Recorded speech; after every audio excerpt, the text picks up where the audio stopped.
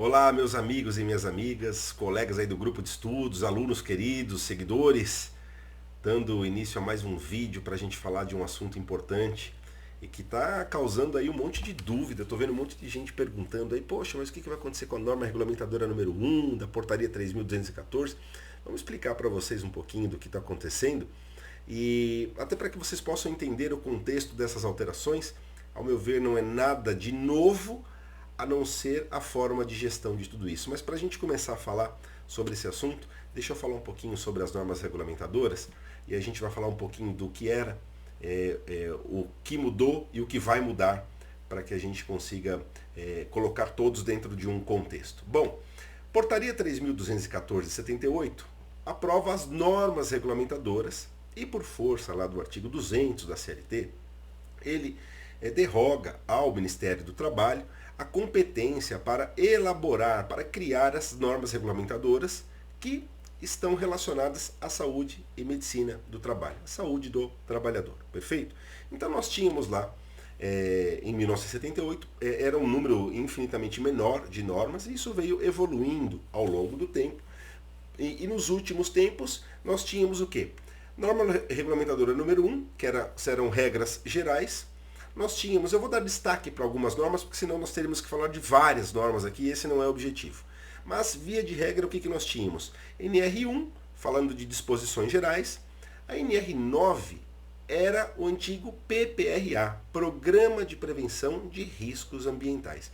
O que era este programa? Esse programa, ele faz uma análise no ambiente laboral. Então, vamos citar aí como exemplo uma indústria. Ele vai fazer uma análise de todos os setores dessa indústria e vai levantar dentro de cada setor quais são os riscos que os trabalhadores estão expostos. Contudo, o PPRA ele só monitorava o risco químico, físico e biológico.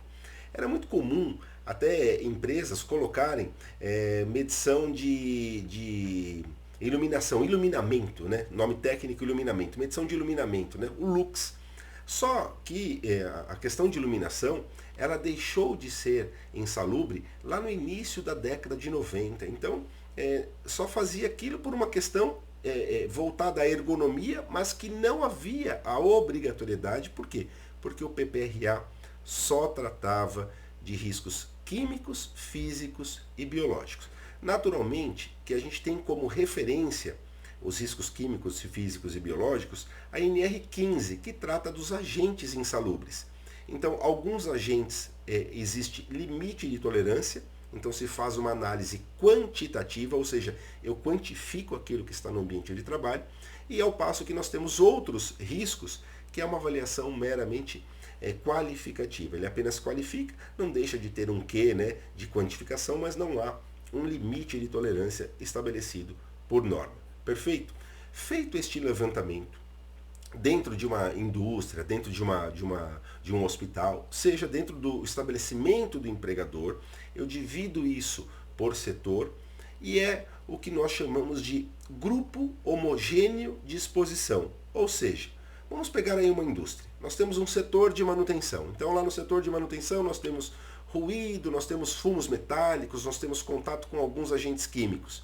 Então o PPRA vai nesse setor, o profissional da área de segurança e medicina do trabalho vai ao setor, levanta esses riscos, vê a quantidade de trabalhadores expostos e faz lá as suas anotações, verificando, fazendo as medições para saber se ultrapassa ou não os limites de tolerância estabelecido por norma, e também tinha um limite que é abaixo do limite de tolerância, que eles chamavam de limite de ação, né? A partir daqui eu tenho que tomar alguma ação, porque isso pode encaminhar para um ambiente insalubre. Pois bem, feito este levantamento dos riscos químicos, físicos e biológicos, esse PPRA ele era submetido ao médico do trabalho da empresa. Sendo submetido ao médico do trabalho da empresa, o médico ele analisa esse levantamento ambiental e para esses setores específicos ele determina, ainda determina, né? Não vou falar no passado, mas ele ainda determina quais são os exames complementares, além do clínico, que ele vai pedir para esses grupos homogêneos de exposição. Então, para aqueles trabalhadores lá do setor de manutenção, ele vai analisar e falar assim, como é que eu monitoro, dentro da área de medicina, como é que eu monitoro a saúde deste trabalhador? Eu gosto de sempre dar um exemplo muito prático e fácil, que é o ruído, né? Então, vamos imaginar que lá no setor de manutenção tem ruído acima dos limites de tolerância ou acima do nível de ação. O que o médico do trabalho faz? Determina para aquele grupo homogêneo de exposição a realização do exame de audiometria, por exemplo. Existem outros exames, a medicina aí avançada, né, pode ser que se tenha dentro da medicina outros exames também capazes de monitorar a saúde auditiva daquele empregado.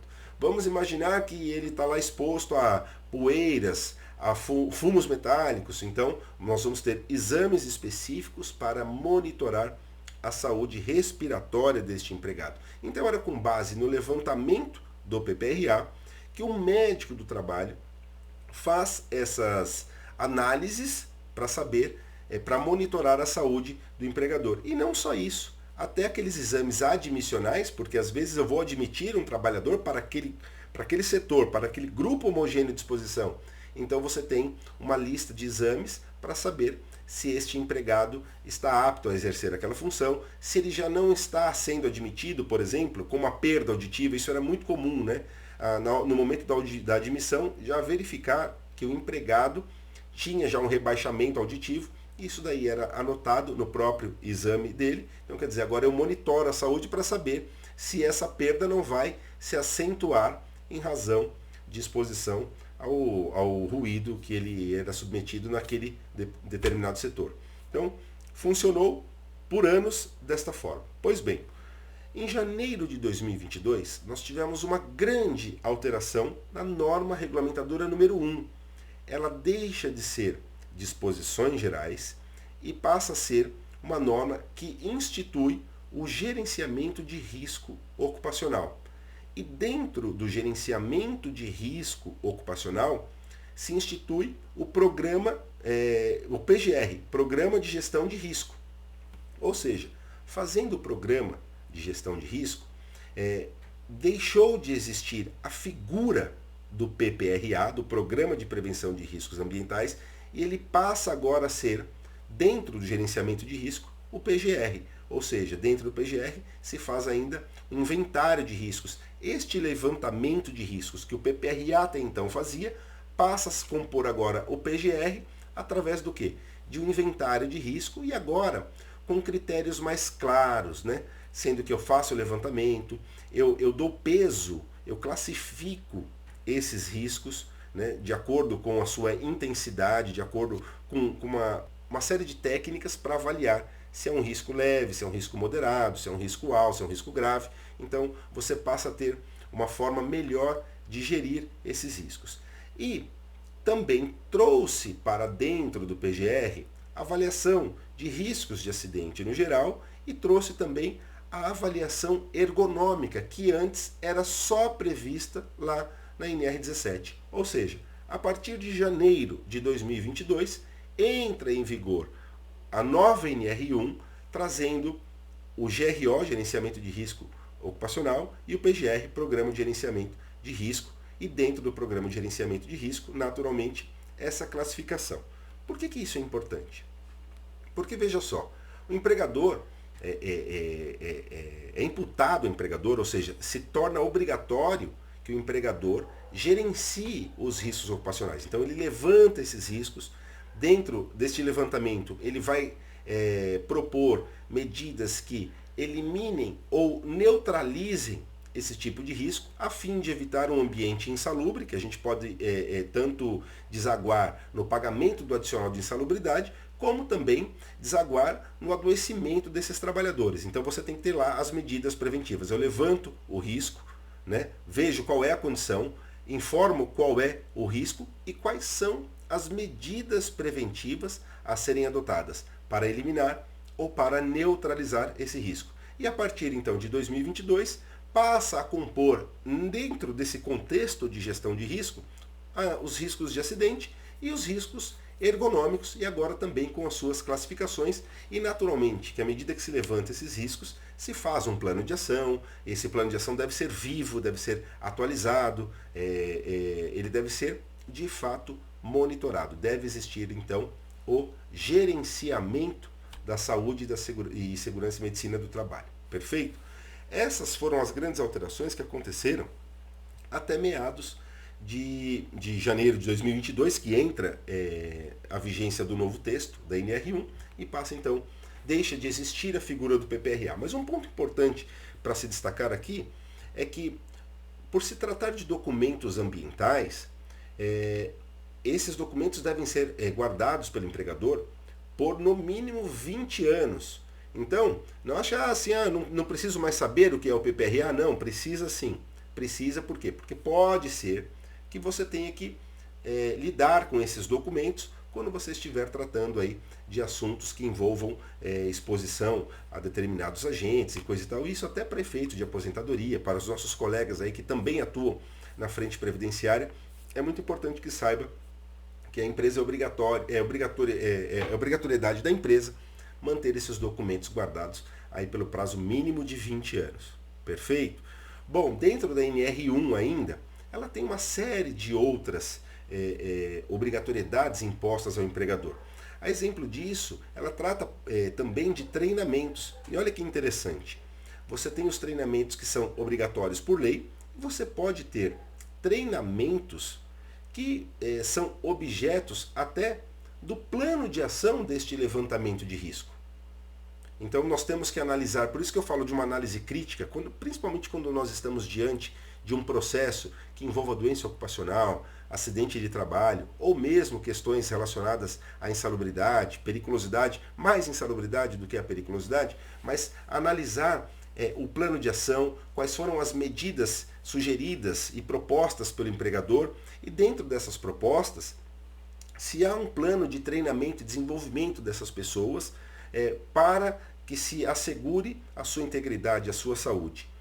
Quando é realizado esse treinamento, veja só, a própria norma indica que ele, ao fim do treinamento, deve ser fornecido ao empregado um certificado onde conste a carga horária, conteúdo programático e a qualificação de quem ministrou este treinamento. E também prevê a NR1 que uma cópia desse certificado fique armazenada no prontuário deste empregado. Mas, Tiago, por que você fala tanto dessa questão? Porque são provas documentais. Vamos imaginar, então, que nós temos aí, vamos pensar num acidente que envolva trabalho em altura. Trabalho em altura está previsto lá na NR35, e a NR35 determina que aquele empregado que atue a 2 metros acima do nível do solo já é considerado trabalho em altura. Então ele tem que ter um treinamento específico com um conteúdo programático determinado pelo NR35. Veja, se eu estou atuando num caso desse, uma das coisas que eu vou analisar é saber o quê? Se este empregado tinha o treinamento e se a empresa comprova que forneceu este treinamento. É uma das técnicas que eu utilizo muito nos processos, principalmente quando eu estou analisando diversos casos e diversas normas regulamentadoras, para saber se há algum ponto específico na norma que deva ser cumprido de uma forma documental, e eu peço então, na forma do 396 lá do CPC, que se apresente esses documentos no processo para que eu possa verificar se a empresa cumpriu ou não essa determinação legal. E este é um ponto muito importante. Eu sempre chamo muito atenção disso. Veja quais são as obrigatoriedades, principalmente em casos de doença ocupacional, acidente de trabalho, quais são as obrigatoriedades do empregador, para que você possa analisar isso, se há documentos específicos a serem elaborados. Eu cito muito exemplo da NR5, por exemplo. A NR5 trata sobre a CIPA, daqui a pouco eu vou falar sobre ela. A NR5, ela diz que em casos de acidente de trabalho graves ou fatais, a CIPA deve fazer uma reunião extraordinária. As reuniões ordinárias está prevista na norma, é uma por mês, e a CIPA tem um mandato de 1 ano. Então são 12 reuniões ordinárias já pré-agendadas. Porém, quando acontece um acidente grave ou fatal, a CIPA deve fazer uma reunião extraordinária e essa reunião, ela obrigatoriamente deve ser documentada em ata. Quando eu estou diante de um acidente grave ou fatal, eu peço a exibição desta ata da reunião extraordinária para saber o que foi tratado. Então, não olho só o PGR, não olho só o PPRA, não olho só o PGR. Eu quero saber dentro da CIPA quais foram as tratativas. Querem outro exemplo de prova documental que eu também articulo muito dentro dos processos? A NR4, ela fala sobre o SESMIT, que é o Serviço Especializado de Segurança e Medicina do Trabalho. A depender do grau de risco, que são 4 graus de risco, sendo um mais leve e o 4 mais pesado, nós temos, e número de funcionários, nós temos a obrigatoriedade ou não, o empregador tem a obrigatoriedade ou não de instituir o SESMIT, que é composto por profissionais da área de segurança e medicina do trabalho, auxiliar de enfermagem do trabalho, técnico de segurança do trabalho, engenheiro, enfermeiro do trabalho, engenheiro do trabalho e o médico do trabalho. Então são 5 profissionais e a depender do grau de risco e número de empregados, essa escala vai aumentando, perfeito?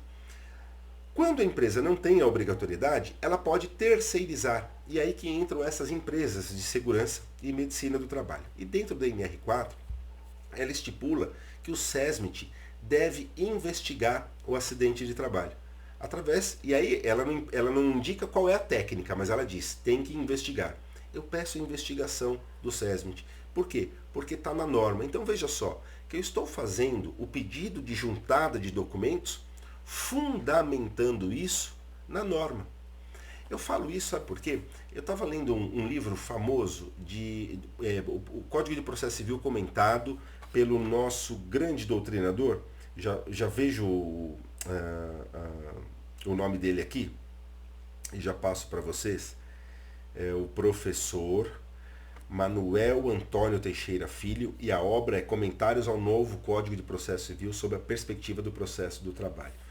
E ele diz para nós o seguinte, eu vou até colocar aqui na tela para vocês verem por que eu chamo atenção para isso. Né? Ele fala assim, não basta, entretanto, que alguém venha a juízo e manifeste-se a intenção de ver exibidos determinados documentos, ou coisas móveis ou escrituração contábil.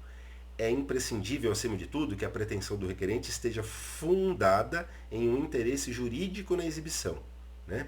E aí, só lendo aí a parte em vermelho do destaque, né, o interesse no caso reside na necessidade ou quando menos na utilidade que a parte possui de, por intermédio da exibição, constituir ou assegurar certo meio de prova.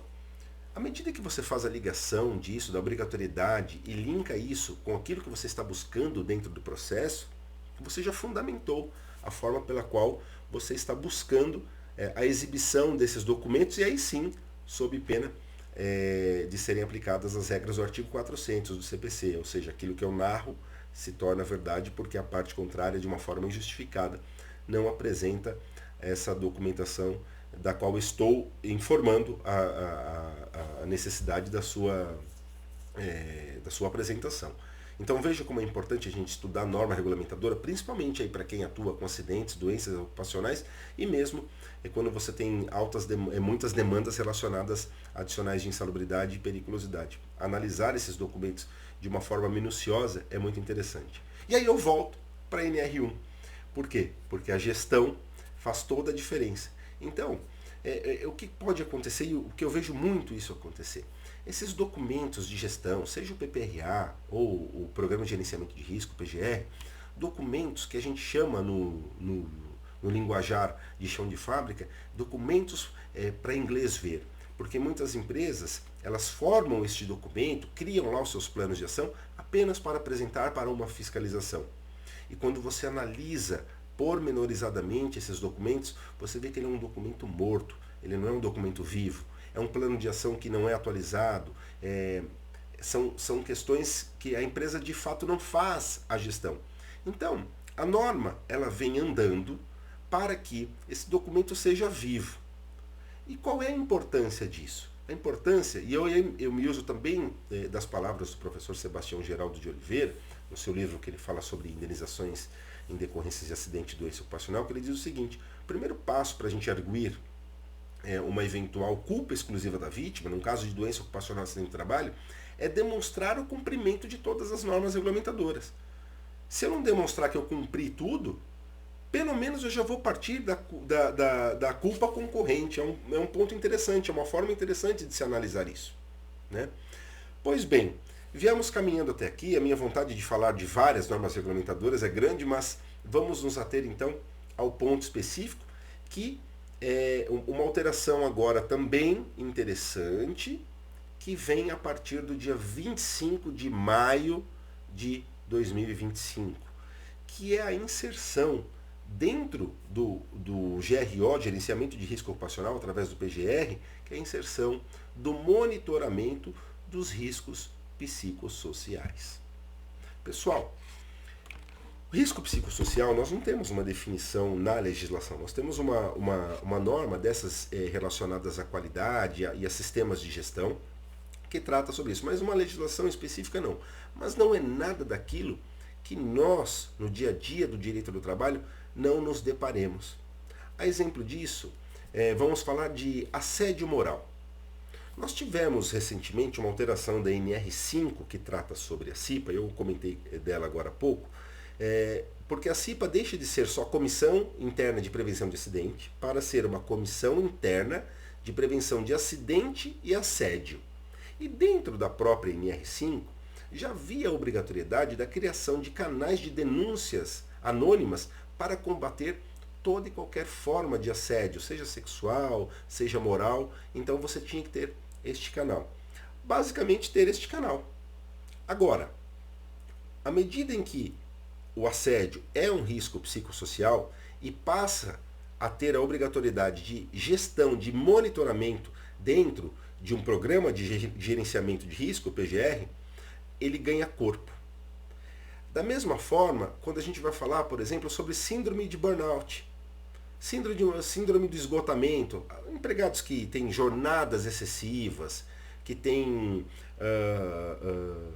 férias não concedidas, né? A suspensão do seu contrato de trabalho aí, ou a interrupção do contrato de trabalho constantemente violados, que pode desencadear problemas psíquicos. Tanto que a gente fala, né, nós falamos tanto dentro do direito sobre a inflexibilização dos intervalos que nós tantos falamos e que a gente busca muitas vezes indenizações a este respeito. Por quê? Porque geram prejuízos ao que é a saúde do trabalhador. Então, à medida em que eu trago isso para dentro do PGR, não é nada daquilo que nós já não estávamos habituados. Nós sabemos, pelo artigo 2º da CLT, que o poder diretivo é do empregador. É ele que determina a atividade que eu vou fazer, como ele quer que eu faça. Mas há um limite do poder diretivo sob pena de violar, de haver um abuso do direito e isso ir para a esfera moral, desaguar num assédio moral, num dano moral. A gente sempre buscou essas indenizações dentro da Justiça do Trabalho. Contudo, agora eu passo a monitorar isso através de um sistema, de uma gestão. Então, quando eu faço o levantamento de risco e vejo que tem um departamento crítico, que eu tenho metas, por exemplo, impostas e que elas não são, elas são inatingíveis, por exemplo, que eu não tenho medições de performance, indicadores para saber se essa meta que eu estou fixando, ela é possível de ser atingida. Isso causa um desgaste emocional no empregado, isso causa o adoecimento do empregado. E isso, até então, essas doenças psíquicas nunca foram tratadas dentro desse sistema de gestão. Nós tínhamos uma pequena previsão na NR17, só a título de exemplo, dos operadores de telemarketing, que quando eles passavam por uma ligação, por exemplo, né, de um saque, lá, aqueles passivos, né, que recebem as ligações, e passavam por uma ligação, por um momento de estresse, a NR17 diz o seguinte, né, olha, ele tem que ficar um tempo fora do posto de trabalho, e depois que ele se recupera, ele volta a trabalhar, quando passa por esses desgastes emocionais mais acentuados, né? Então veja só, o que está acontecendo agora é que essas questões que nós já buscávamos dentro dos processos estão vindo para um sistema de gestão. E dentro do sistema de gestão, se eu estou atuando num caso, por exemplo, de assédio moral, eu quero ver o sistema de gestão e ver se há, dentro do que Risco. Olha, eu tenho um risco de assédio moral. Lá é um departamento que tem muita pressão de trabalho e coisa e tal. Eu quero saber se foi identificado isso e como se foi identificado, qual é a condição, qual era o risco e quais foram as medidas preventivas adotadas. Se esse plano de ação está atualizado, como é que ele fez a gradação desse risco? É dessa forma, então, passa a ter agora um monitoramento. O que antes nós ficávamos só nos riscos físicos, químicos, biológicos, ou o próprio risco de acidente, os acidentes típicos, a gente começa a ter agora um olhar para as doenças psíquicas, o psicossocial. Então, neste ponto, é importante que a gente faça essa análise. Por quê? Porque agora vai ter uma forma de gestão. Então, quando, eventualmente, nós estivermos diante de um caso que eu esteja atuando num processo e eu peço a juntada de um PGR, porque é ele que vai trazer todo esse levantamento, dentro do grupo homogêneo de exposição, onde eu classifico, onde eu encontro o meu cliente. O meu cliente ele trabalhava no RH da empresa. Então eu vou dentro do grupo homogêneo, RH, quais são os riscos que eles estavam expostos lá. Então vai ter lá, tinha risco químico, físico, biológico? Não. Tinha risco ergonômico? Pode ser, postura, cadeira, layout da sala, que não iluminação, temperatura, alguma coisa nesse sentido. E os riscos psicossociais? Como que era havia risco de assédio moral? E veja só, que eu passo então a identificar essas questões. Eu disse a vocês de treinamentos que podem ser obrigatórios por força de lei ou por força da própria norma regulamentadora, das normas regulamentadoras, mas eu posso também identificar treinamentos para gestores de liderança, de equipe, de formas de se evitar o assédio moral, o que é o assédio moral, tudo isso. Eu me lembro que eu atuei num caso que eu fui contratado porque a empresa firmou um TAC com o MPT porque houve uma denúncia de assédio sexual. Então, no TAC, uma das coisas estabelecidas no TAC era treinar todos os empregados e criar um canal de denúncia, criar os empregados sobre condições, o que é o assédio moral, o que é o assédio sexual, para que eles possam identificar isso no ambiente de trabalho e, eventual ocorrência, um canal de denúncia anônimo para que essas denúncias fossem realizadas ao empregador. Então veja, agora nós temos então uma forma de gestão sobre isso. As empresas vão ter que se adaptar. Vão ter que se adaptar por quê? Porque se não se adaptarem, é o mesmo caso de não ter. Não tendo, eu posso trabalhar com as ideias. Quem é aluno aí do professor Francisco sabe muito que a gente fala muito da responsabilidade civil subjetiva, né? E dentro da responsabilidade civil subjetiva, eu posso dizer o seguinte, que há a presunção, ou seja, eu não monitoro esse tipo de atividade, esse tipo de risco.